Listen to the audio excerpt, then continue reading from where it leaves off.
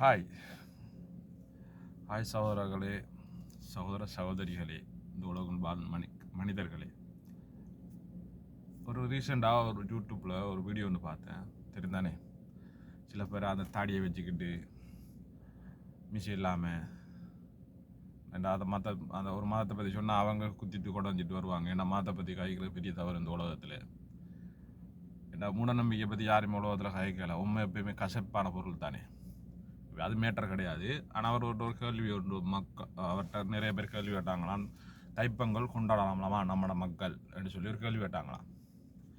என்று சொல்லி அவர் சொல்கிறார், நம்ம இதில் கொண்டாடப்படாது, நமக்கு அது கூடாது இது கூடாது என்று சொல்லி அவர் சொல்கிறார்.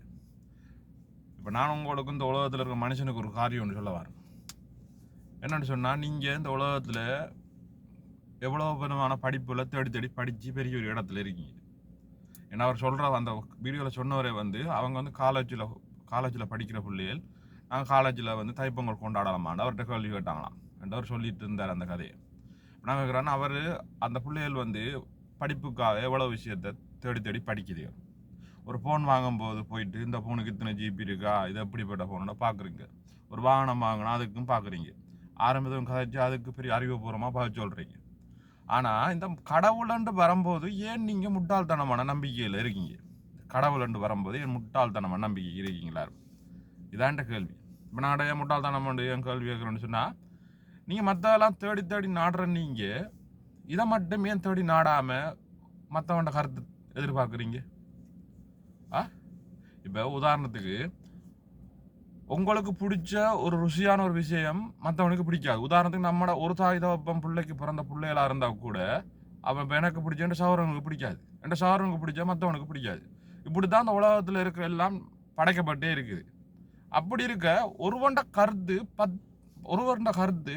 எப்படி இந்த உலகத்துக்கு திருப்தி ஆகும்னு நீங்கள் எப்படி நம்புறீங்க? இந்த மக்களெல்லாம் எப்படி நம்புறீங்க? ஒருவண்ட கருத்து எப்படியே திருப்தி ஆகும்? ஏண்டா அவனுக்கு ஒரு மத அடிப்படையில் இருப்பான், இல்லைண்டா அவன் ஒரு பெரிய ஒரு அந்த இதில் பெரிய ஆண்டு தோன்று போயிருப்பான். இல்லாட்டி அவனுக்கு ஹிஸ்ட்ரி தெரியாது, வரலாறு தெரியாது, இந்த உலக நீதி தெரியாது, எங்கேருந்து ஆரம்பிச்சுன்னு தெரியாது. தெரியாமண்டா போய் என்னத்தை கேட்க போறீங்க? ஒரு மதத்தை படித்தவனுக்கு கடவுளை எப்படி தெரியும்?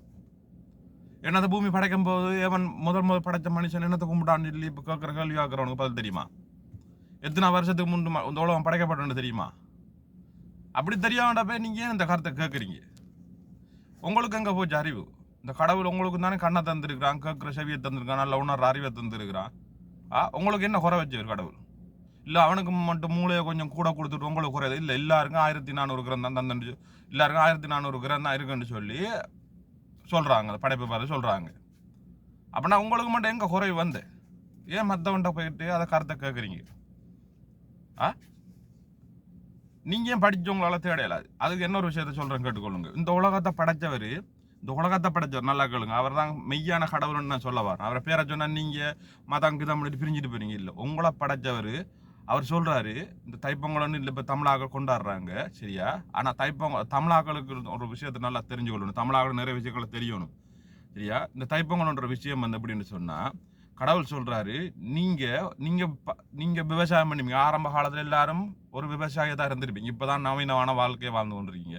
அந்நேரத்தில் எல்லாரும் அவங்களுக்கு தேவையானது நீங்கள் செஞ்சு சாப்பிட்ருப்பீங்க.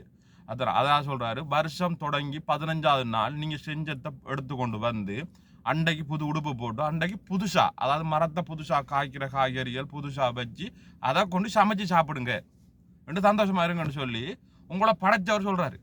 இந்த இதுக்குள்ள மதம் வரல, எந்தவித கலாச்சார கேடுகள் வரல. இந்த அடிப்படையெல்லாம் தைப்பொங்கலை கொண்டாடுற. இப்போ ஆள் சொல்றாரு, ஒரு ஆள் சொல்றாரு, இல்லை இந்த எங்கட மதம் 1000 சொல்லும் பாப்பா, ஏன்னு சொல்லுங்க பாப்பா, அது மதம் என்னன்னு தெரிந்தானே, அவன் ஒருவனுக்கு ஒருண்டுக்குள்ள பூந்து இருக்கிறவன். ஆனா உலகம் என்ற பெருசு.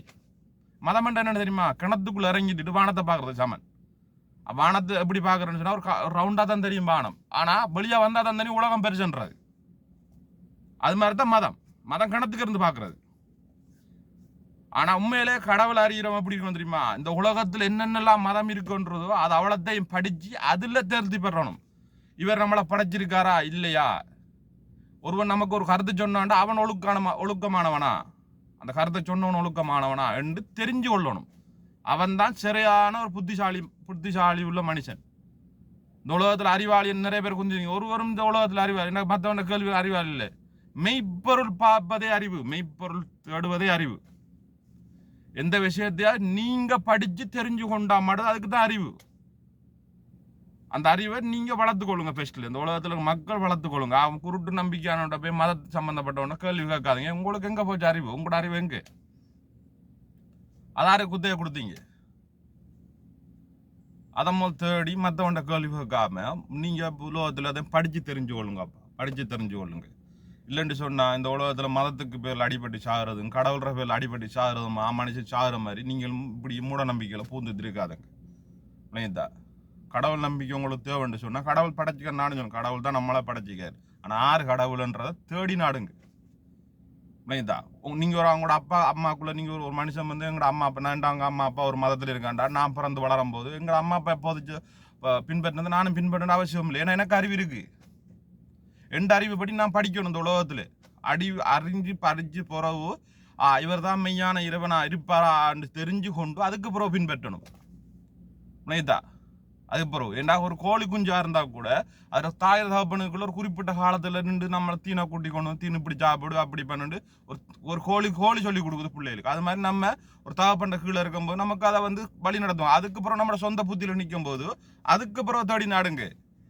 சின்ன வயசுல எனக்கு ஒரு கிறிஸ்தவமா இருந்தா ஒருவனுக்கு சின்னத்து ஞானஸ்தானம் கொடுக்குறோம். முஸ்லிம் இருந்தா சின்னத்து பண்ணதால நம்ம ஒரு மதத்துல பின்பற்ற முடிய அர்த்தம் கிடையாது. எந்த அறிவை வச்சு நான் உணரணும் என்ற கடவுளை, இந்த உலகத்தின் கடவுளை மெய்யான பொருளை நான் அறியணும். அதுக்கு பிறகுதான் கடவுள் கும்பிடணும். அதுக்கு பிறகுதான் ஒவ்வொரு வருஷங்களையும் ஒவ்வொரு நல்ல நாளையும் கும்பிடணும். அதை முதல்ல அறிஞ்சு தெரிஞ்சு கொள்ளுங்க. இது என்னத்துக்காக செய்யறாங்க, எதுக்காக செய்யறாங்க தெரிஞ்சு படிங்க. என்னத்துக்கு படிக்கிறதுக்கு உங்களுக்கு என்ன கேடு வந்து? இந்த உலகத்துல எல்லாம் போன்லான இருக்குது. இதெல்லாம் தேடி படிச்சு தெரிஞ்சு கொள்ளுங்க. அதை விட்டு போட்டு சும்மா போயிட்டு இந்த மத குருன்ற பேர்ல அவன மத குரு இல்லை. அவனுகள் வந்து ஒரு மதத்துக்குள்ள அடிக்ட் ஆகி கிடக்கானுகள். கடவுளுக்கு வந்து மதம் கிடையாது. கடவுள் வந்து மதத்தை வச்சு உங்களை ஆட்சி அவருக்கு அவசியமும் கிடையாது. அதை புரிஞ்சுக்கிட்டு மனுஷனா பிறந்த நீங்க உங்களோட சொந்த அறிவுகளை வளர்த்து கொள்ளுங்க. பாய்.